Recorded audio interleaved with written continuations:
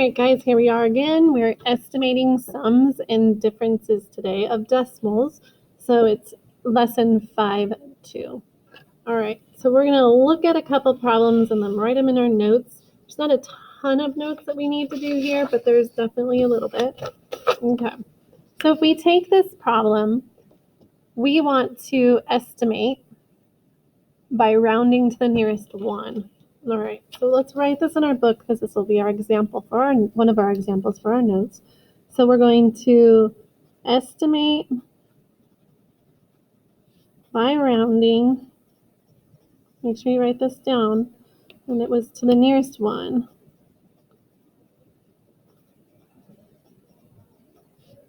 Okay, so here we go. We need to estimate here. So we have 5.26 plus 1.93.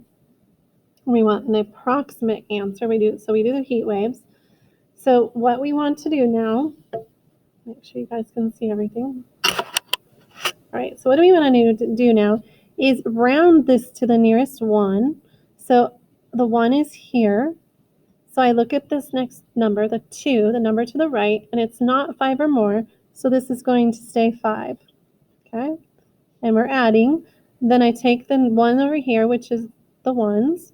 I look at the number next door, which is a 9, which 5 or more, we raise that score. So this is a 2. So our answer is about 7.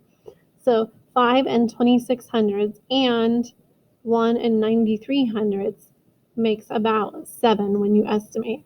Now, you need to, this is step 1, round first. Do not add first, okay? In fact, let's put that in there. Do not add first. If you do, you're going to get it wrong every time. So you round first, and then you add. So the steps are easy if you remember, but if you add first, you've wasted a ton of your time, okay? So let's try. Oh, I should say then add or subtract because some of these are subtraction. Okay, so let's do another one. We have round to the nearest 1.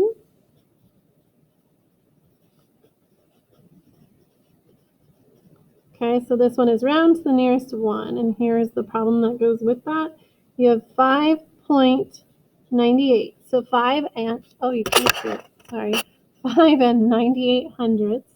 This time we're going to subtract, so it's minus 1 and 3 hundredths. And we want an approximate answer because we're rounding.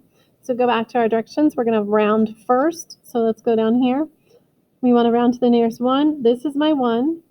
So 5 or more, absolutely. So this goes up to 6 minus, here's my 1. So we look at this one, 5 or more, nope. So 6 minus 1 is about 5. And those are the steps of how you need to do this.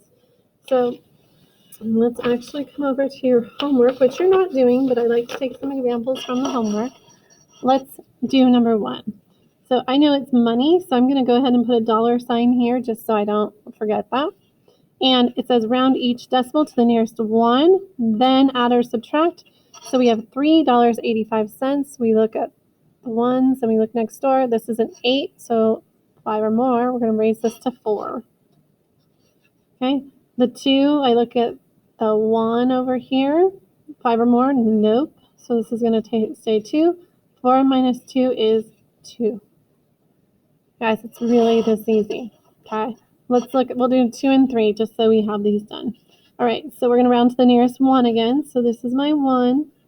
5 or more? Yes. So this becomes 53. This one, here's my 1. I have a 0 here, so this stays 9. So 53 minus 9, that's going to be the hardest part of all of this because we have to borrow. 13 minus 9 is 4, plus bring down the 4. Your answer is 44. And remember, it's approximate. All right, let's do the last one before you go start your work. 19 and 83 hundredths. This is my 1s. I look at this 8. It's definitely more than 5. This becomes 20. I look at my 1s here. Go next door. 9 is 5 or more, so we're going to raise this to 10. 20 plus 10 is 10. Bam. That's what you guys are doing today.